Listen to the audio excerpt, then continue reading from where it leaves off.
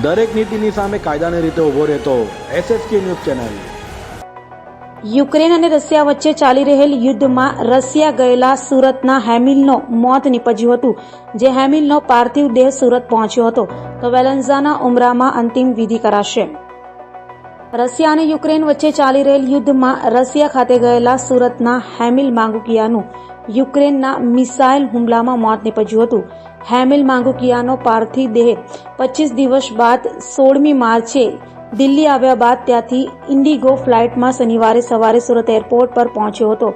બાદ સ્મીમેરના કોલ્ડ રૂમમાં મુકાયો હતો, કારણ કે મોસ્કો ગયેલો હેમિલનો પરિવાર મુંબઈ આવ્યો અને ડેડ બોડી સુરત એરપોર્ટ પર પહોંચી હતી, જેથી પરિવારના સભ્યો ન પહોંચી શકતા મૃતદેહને સ્મીમેર ખાતે કોલ્ડ રૂમમાં રખાયો હતો અને રવિવારે 17મીએ સવારે 8 કલાકે અંતિમ યાત્રા ઘરેથી નીકળી કઠોર કૈલાસધામ પહોંચી હતી, જ્યાં હેમિલની અંતિમ વિધિ કરાઈ હતી। આપણું નામ? મારું નામ જગદીશભાઈ જીવરાજભાઈ માંગુકિયા। એ ભાઈ ક્યારનો હતા ને ક્યારે સુરત આવ્યા ને હવે શું કરવાના છે એમને?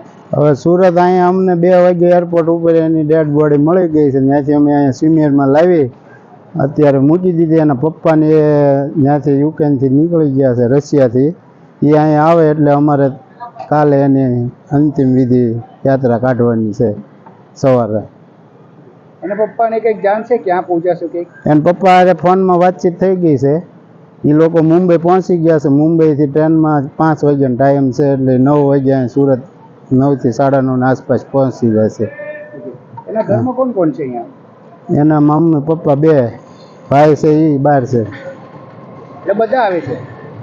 નહીં, એ લોકો તો એના મમ્મી પપ્પા તો અહીંયા જ છે।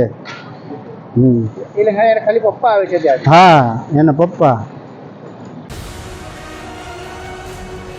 દરેક નીતિની સામે કાયદાની રીતે ઊભો રહેતો SSK ન્યૂઝ ચેનલ।